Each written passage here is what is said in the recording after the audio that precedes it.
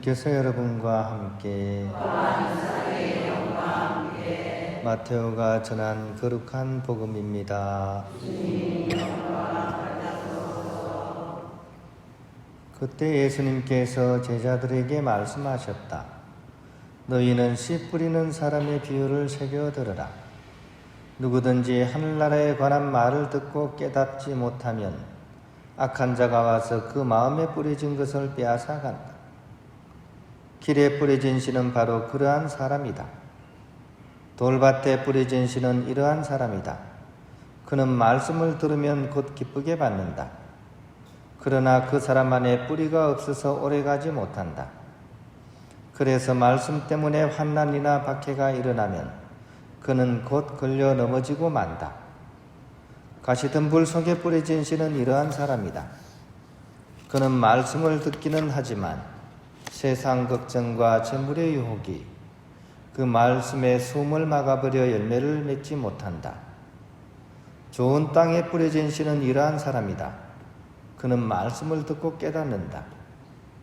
그런 사람은 열매를 맺는데 어떤 사람은 100배, 어떤 사람은 60배, 어떤 사람은 30배를 낸다.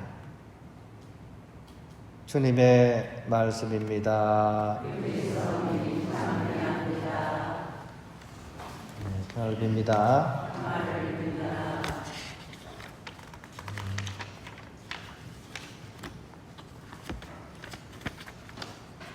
네, 찾았습니다. 이게 어디 숨어 있는지 예, 쪽지를 적어놨는데 옛날 이제 고전 영화 중에 빠삐용이라는 영화가 있었어요. 아주 이렇게 옛날에는 영화가 귀하다 보니까 이렇게 일주일에 한 번 하는 그런 토요일 영화도 참 기다려졌던 생각이 나요.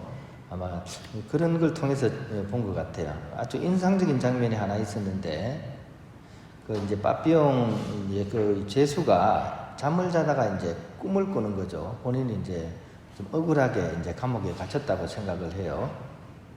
근데 이제 꿈 속에서 자신이 이제 죽어서 하느님 앞에 심판을 받는 그런 장면이 나와요. 그때 이제 심판관이신 하느님이 너는 유죄다라고 얘기를 하는 거죠. 그러자 이 사람이 막 항변을 합니다. 내가 도대체 무슨 그렇게 큰 죄를 지었다고 나에게 이렇게 유죄라고 이렇게 선언을 하느냐 하면서 막 항변을 막 합니다. 그때 이제 심판하는 이의 한마디가 그의 마음을 혼비백산시켜버려요. 너의 죄는 다른 어떤 것이 아니라 인생을 낭비한 죄다. 이렇게 얘기합니다. 이 얘기를 듣는 순간 그 어떤 항변도 할 수가 없는 거죠. 여러분은 어떻습니까? 여러분은 인생을 지금까지 살아온 삶을 돌아보면 정말 충실히 잘 살았다고 생각합니까? 아니면 낭비한 부분이 많습니까? 이 질문에 대해서 모르겠어요. 사람마다 이제 어떤 대답을 할지 각자가 이렇게 다를 수는 있겠지만 아마 이 대답에 대해, 이 질문에 대해서 명확하게 나는 충실히 살았다. 이렇게 장담할 수 있는 사람은 그렇게 많지는 않은 것 같아요. 우리가 돌아온 삶을 이렇게 돌아다 보면 잘근잘근 소재를 짓는 것도 잘못이지만 인생 전체를 낭비한다면 사실 그것이야말로 가장 큰 죄이지 않을까 하는 생각이 들어요. 그래서 복음에는 예수님께서 달란트 비유를 통해 가지고 바로 그 부분을 이렇게 우리에게 알려주시는 것 같아요. 달란트 비유 중에 제일 안 좋은 게 뭡니까? 10달란트, 5달란트, 1달란트 주잖아요. 그죠? 그때 제일 혼나는 사람이 누굽니까? 자기가 받은 달란트를 하나도 사용하지 않고 어떻게 수건으로 꽁꽁 싸가지고 뒤쪽에 묻어놓은 사람입니다. 우리가 보기에는 아이고 저 사람 뭐 그냥 저 안 잃어버리려고 저랬구나라고 생각할 수 있는데 사실은 그게 아니고 그죠? 자기에게 주어진 그것을 하나도 사용하지 않고 낭비한 거죠. 어떻게 보면 그죠? 차라리 은행에 맡기면 이자라도 받을 텐데 이런 얘기 나오잖아요. 그죠?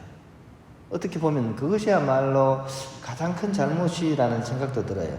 그래서 제약, 즉 만악의 근원은 다름 아닌 게으름에 있다라는 얘기가 있습니다. 가장 큰 죄는 오히려 게으른 거다. 이렇게까지 얘기를 합니다. 오늘 복음의 비유로서 이해를 하자면 바로 하느님께서 내 마음에 깨달음의 씨앗을 다 이렇게 심어 놓으셨는데, 그런데 깨어름 때문에 또 깨어름에게 양분과 수분을 모두 빼앗겨 버리면 그 사람은 죽었다 깨나도 자기 인생의 좋은 열매를 맺지 못하게 되는 것입니다. 왜냐하면 깨어름은 우리의 생각의 영역과 또 몸의 영역을 왔다 갔다 이렇게 드나들면서 본래 비옥한 땅이었던 내 삶을 아주 삭막한 황무지로 만들어 놓아 버리기 때문입니다.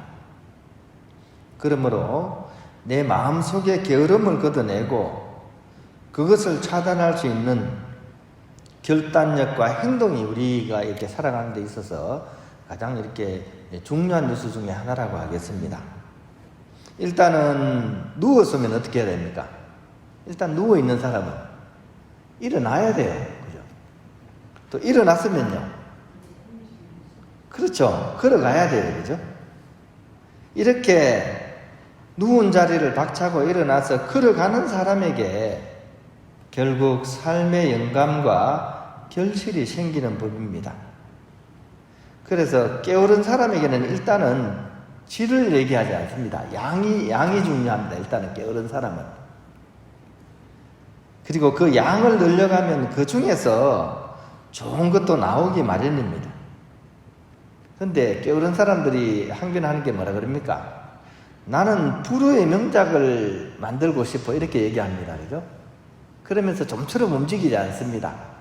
이런 사람에게서는 절대로 불후의 명작이 나올 수가 없습니다. 즉 불후의 명작만 꿈꾸는 게으른 사람에게는 결코 영감이란 것이 오지 않기 때문입니다. 그래서 영감, 번뜩이는 그런 지혜는 꾸준함과 성실함의 다른 이름이 바로 영감입니다. 미국을 대표하는 작가 필립 로스라는 작가가 있습니다. 이 사람이 이런 얘기를 했습니다. 영감을 찾는 사람은 아마추어입니다. 우리는 그냥 부지런히 일어나서 일하러 나갑니다. 이렇게 얘기를 합니다. 그죠? 명작을 쓴 사람이 하는 얘기는 뭐냐? 그죠? 영감이 올 때 쓰겠다는 사람은 결코 그 영감이 오지 않는다는 거죠. 부지런히 쓰는 사람에게 영감이 오는 거죠. 그죠?